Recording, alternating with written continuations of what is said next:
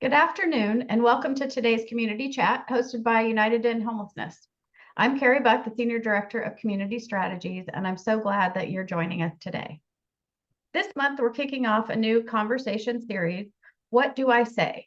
One in a series of chats focusing on how to have thoughtful conversations around homelessness with different groups of people. Today, we begin with one of the most important, often overlooked, and maybe even scary topic of what do you say to kids about homelessness? Whether you're a parent, caregiver, teacher, or youth mentor, you likely faced a tough question from a child that made you pause. We're here today to help with strategies, insights, and real-life examples that can guide these meaningful conversations. We're thrilled to welcome an incredible expert in building family resilience. She is a professor in human services and professor and program chair for aging studies from Cal State University Fullerton, Dr. Melanie Horn Mallers. Hi, Carrie. Yeah, Melanie, thank you so much for being here. And I'd love for you to introduce yourself to everyone and share a little bit about your work. All right. Well, first, thank you so much for having me. This is obviously one of the most important topics to talk about. As you mentioned, I am a professor at Cal State Fullerton. Part of the research I do is very applied. So for the last 15 plus years, I've been leading interventions in the community, mostly with under-resourced, under-housed families to help build resilience. I know that's kind of a buzzword that everyone hears today, but we have been doing this based on what we call the biopsychosocial framework of resilience, where we're really tapping into building parent-child relationship quality and children's social skills so that they're successful, in their life.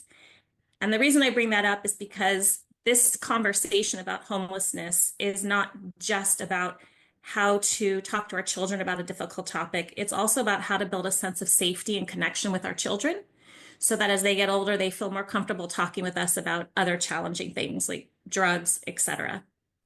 Um, I I think one of the biggest reasons I'm an advocate and a change agent in this area is because it's such a misunderstood topic. And I think part of the conversation, if we have time today, is to kind of unravel some of those myths. Okay, well, thank you so much. I'm looking forward to our conversation. So let's start with the big picture question. Why is it important to talk to kids about homelessness? And what might happen if we avoid these hard conversations? So the first thing I'd want to say is because homelessness exists and children see it. And we as adults may think that this is something that they're not aware of, or it's oblivious to these kids. The reality is, as I said, they're seeing it, and it can cause lots of confusion. It can cause fear. It can cause uncertainty. And avoiding the topic actually doesn't protect them. It just leaves, as I said, more space for confusion, fear, or potentially harmful responses. In K through 6 settings, teachers are already talking about community helpers. And one of the things we know is that when we broaden that and we expand it to everyone who's in our community, we're really affording our children the opportunity to become critical and curious thinkers about who is in our world, what role do they play, who am I in connection to these other people. And what I really like is people can still say, well, great, why should I care? Well, we care about our children, we care about their long-term development, and we know from the literature that when we teach children empathy and curiosity about social issues like homelessness, they actually develop greater moral reasoning and compassion across their lifespan. So I guess once again, children are seeing this, they're going inevitably to ask questions. So I'd like to dig in a little more to that, to Okay. child curiosity and developmental readiness. So how do you think children understand concepts like poverty or homelessness at different ages? And how can adults meet them where they are developmentally? It's such a great question. And I know with purposes of time, this is going to be more of a superficial, like tip of the iceberg kind of answer. Um, Obviously, we want our language to be age appropriate. So, for example, children between the ages of 3 and 5, they're in, Piaget's pre-operational stage where they're using very concrete thinking and concrete language. One of the ways we can respond to a child who's 3 to 5 and says, why are they sleeping there? Is again, concrete. Some people don't have a home right now, and that's really hard for them. And you leave it at that. Later, the child may come back and ask more questions, and you can start to answer the questions as they come to you.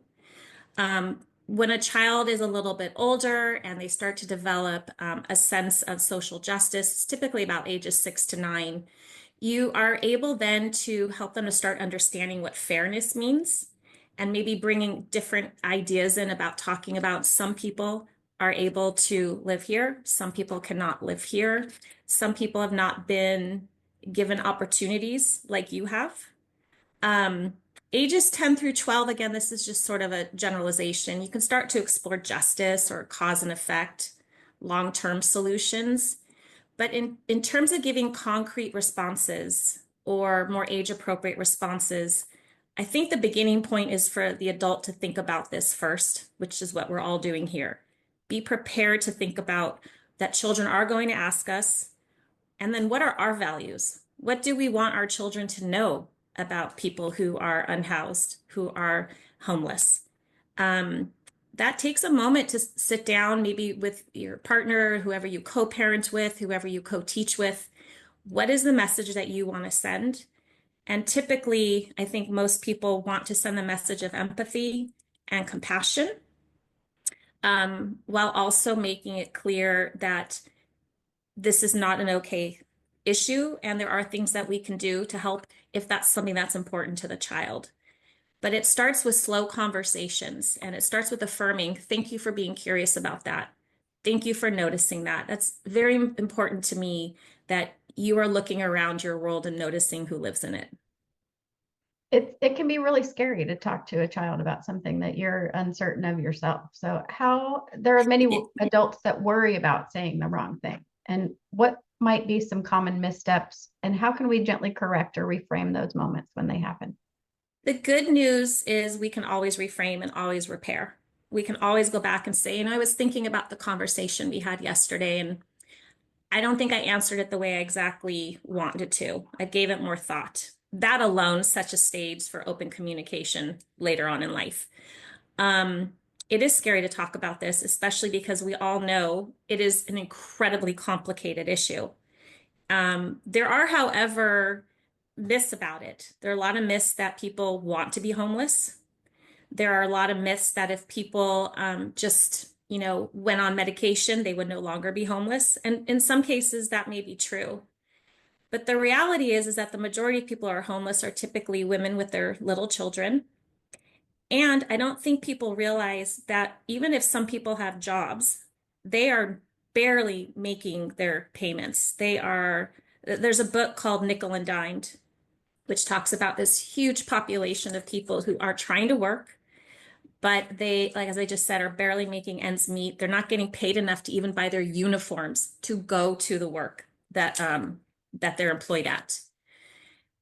Getting to think about who is really homeless is going to help shape what we call our attributions, our interpretations of people's behaviors.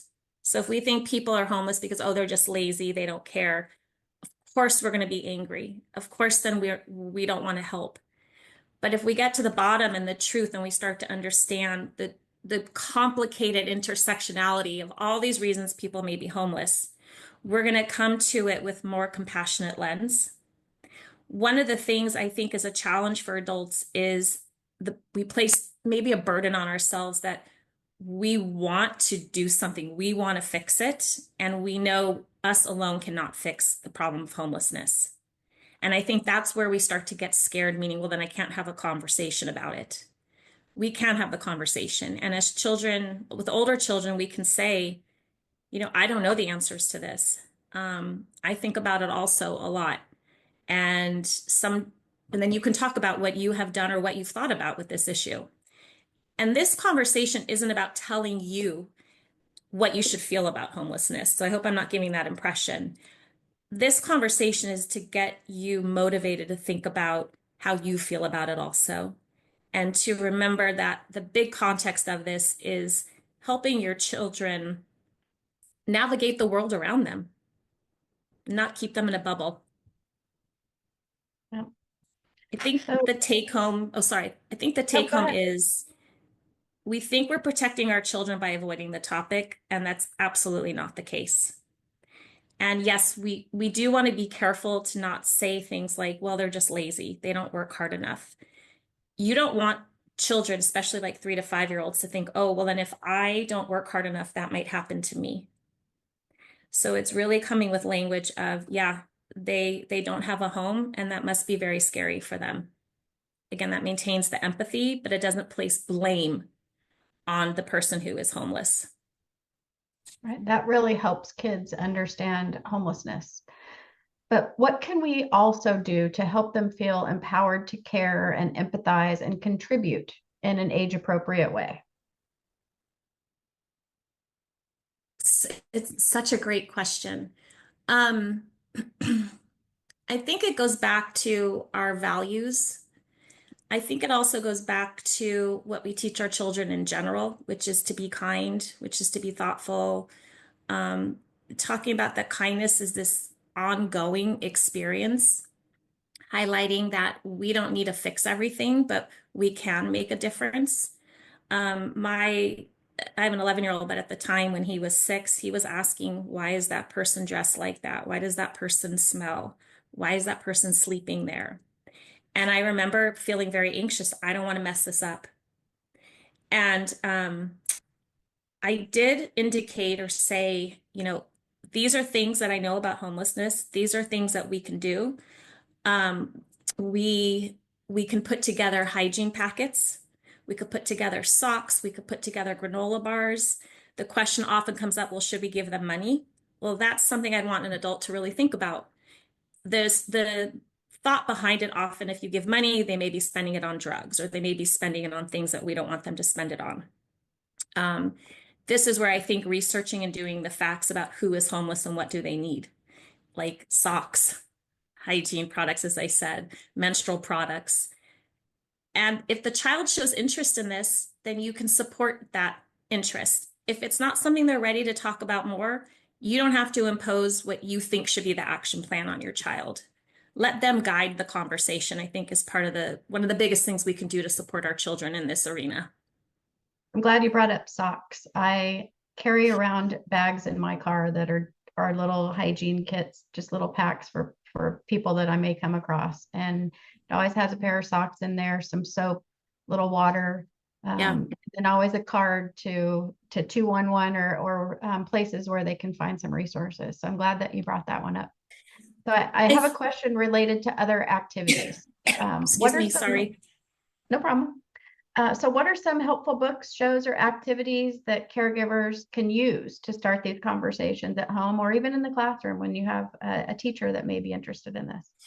So probably for preschool age, kindergarten, maybe up to first or second, Sesame Street, if you all still watch that.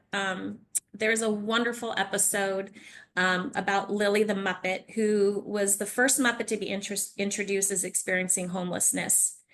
And I'm so impressed with the pedagogy behind that, because again, PBS is realizing this exists in our neighborhood. And I think I want to kind of revisit that. I don't think parents, adults, et cetera, realize how much children do see and observe. We think we often discount how they experience the world in such a full, rich way. So I kind of want to reiterate, this exists, it needs to be discussed. There's also a really beautiful book that was in part supported by the Homeless Children's Network. It's called A Shelter in Our Car by Monica Gunning. It's a very beautiful story of a mom and a daughter who are experiencing homelessness. And then another one that I recommend is called Still a Family by Brenda Reeves Sturgis. And this is about a young girl shares her experience living apart from her dad while she was in a shelter, or while he was in a shelter. I want to share personally that I have very, very dear friends who were homeless. They are not your stereotypical homeless family. They were functioning working family and lost everything for different reasons.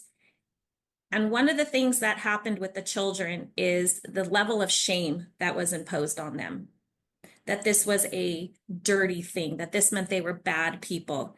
When again, you start to read these kinds of books or realize this is what's happening, um, the shame can be removed. And again, we don't ever want our children to think that they don't live the perfect life, that they should feel shameful. Homelessness is not a dirty word, right? It's a symptom of problems that we all can fix together, or at least have conversations about. So again, we're developing empathy and curiosity for our kids. And I'm certain there's plenty more books out there. Our teammate is actually dropping some of these links in the chat so that you can have them as well. And we can get out more information to you after for additional resources, those of you listening in. So, Melanie, what gives you hope as you teach the next generation? As a professor, I am so privileged to actually be able to work with students who care.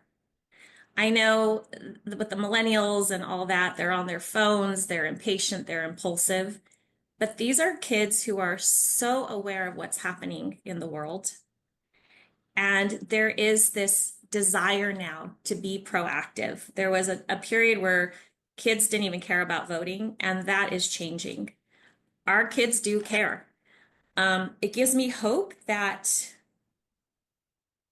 because children or adults or humans are wired for empathy and fairness, we have this amazing capacity now because we're so aware of what's happening in our world to really start to nurture that.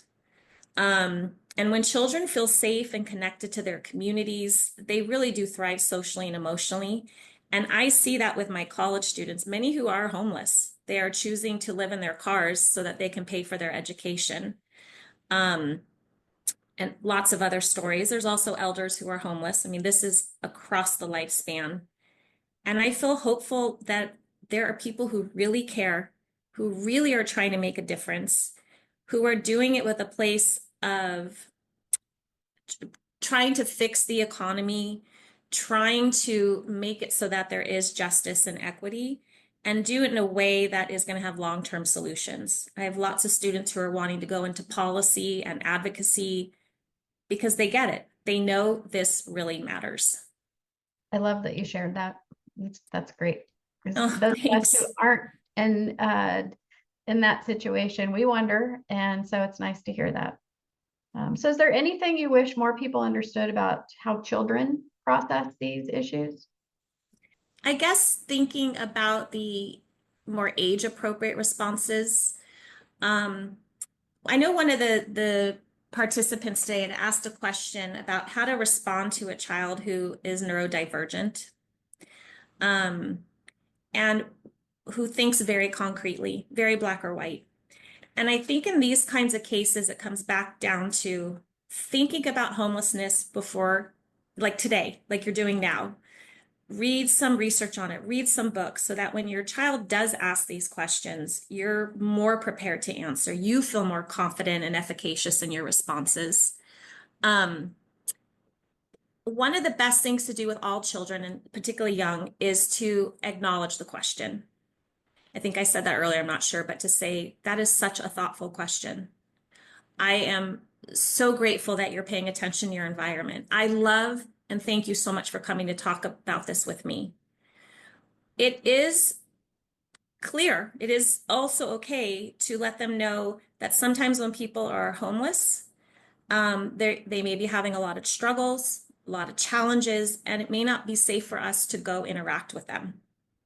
But we can acknowledge them. We can say hello. We can give them the hygiene or care package. It doesn't mean we enter their space. We can say, again, it's not maybe not safe for us to go talk with them right now, but I hope he finds a safe place to live. It's very concrete, very black or white. But again, it's not sending the message that if you're not feeling safe, that these are bad people. We don't want our children to make those attributions. Um, does that answer the question, or I can absolutely elaborate a little bit more? I just know, again, with time. Oh, I think that it does answer the question. And there's always, and as a parent, I'm a parent, when your kids ask you questions, a lot of times they catch you off guard. And it's okay to say, I'm going to have to check into that Yeah, and come back, and yes. we're going to have this conversation later. But it's important to have the conversation later and not forget about it.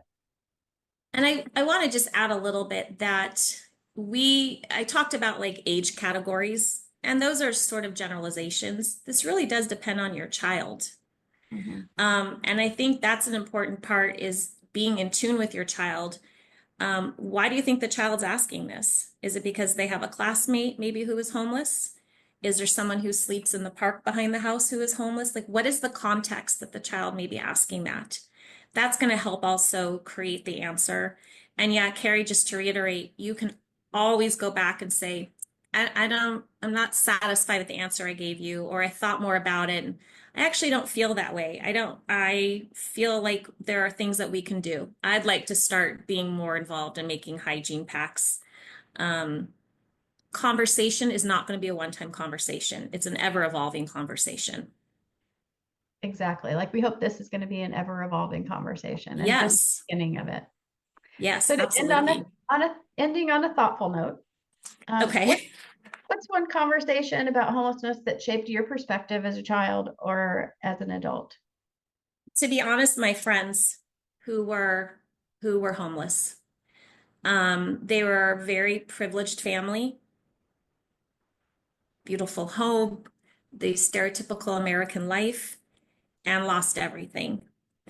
And the shame and the risk for, and this is true, suicidal ideation among some of the family members, the struggle they went through having to explain to friends and family why they had to change their lifestyle. It viscerally makes me so sad that they were isolated, pushed out, ignored, shamed, or when they finally felt comfortable sharing their circumstances, they were dismissed. Like, well, you'll be fine. You'll figure it out. You have a family who can help you, or you have a high school education, you have a bachelor's degree. The reality is that's not the whole story. Homelessness is very complicated. It's not just about mental illness, alcohol addiction. There's so many other factors that contribute to individuals and families who are facing this issue. So that transformed me. It transformed my compassion, and it transformed me in always making the effort to not make assumptions about people, but letting their story be the guiding force that they want to share, and just really listening to people. That's a hard thing to do. It is, We it's all, very personal. yeah.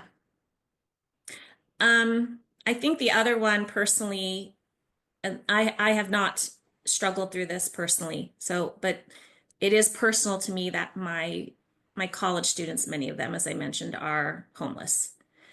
It's also very personal to me as a gerontologist that there are older adults who are choosing between their medication or being able to pay their rent.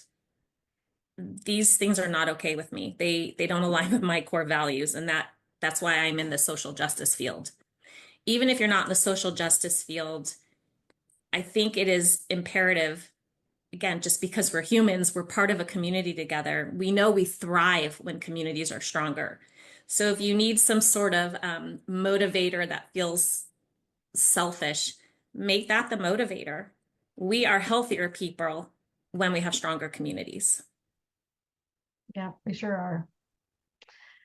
So we did have a question that I want to address, and maybe Okay. it's not a prepared question, so we'll take it as is. How should we talk to children about openly visible drug use that's happening among people experiencing homeless in California? We know it's not everybody. We know it's a small percentage, a Right. smaller percentage than the whole, but that does happen. And how can we talk to them about it without tying it to everybody that's experiencing homelessness? Again, just like talking about homelessness in general, you want to be clear on what your beliefs are. You want to sort of do the age appropriate or know your child. I think concrete answers also is always the way to start because then you can develop from there. Um, Addiction and drug use does go hand in hand. The conversations I've had with my children is that for some people, life is more challenging. And a lot of people have turned to using drugs to maybe make them feel better, to help alleviate some of the pain they feel, period. This could bring up a conversation about when they're scared, when they're experiencing stress, what are some healthier coping skills? And that's something you would do with a younger child. It's about making our children, as I said, feel safe, that this isn't something this is not what's happening in your life. This is what's happening there. Again, I'm glad you asked that. This is not a problem that we can fix today, but we can help. Maybe we could think about something we can do today to help someone who is homeless or who is using drugs. That's a little bit more complicated, depending on the age, because Red Ribbon Week in K through 6, drugs is also using or consuming soda. So this is definitely a more complicated topic, but I really appreciate the question because it does go hand in hand. It certainly does. And you touch a little bit on school settings and the classroom setting. So realizing this is just the start of a conversation, we do want to make sure that everybody knows that this is just the start. We want to talk to teachers and what happens in the classroom setting. How can we support what the conversations and the questions that students and children have in the classroom setting? So there will be more to come for that. And so I just want to say thank you so much, Melanie, for sharing your insights and experiences, and to everyone logging on today for participating in the conversation. In your inbox, you'll receive a follow-up email with resources, the recording link, and upcoming dates for our Homelessness 101 classes if you'd like to learn more. And you're going to see this poll that pops up right now. If you'll take a moment to fill it out so that we can continue to improve and grow this series. Thank you all so much again for joining us. And remember, by working together, we can build an Orange County where every person has a safe and affordable place to call home and the opportunity to thrive. Thank you so much.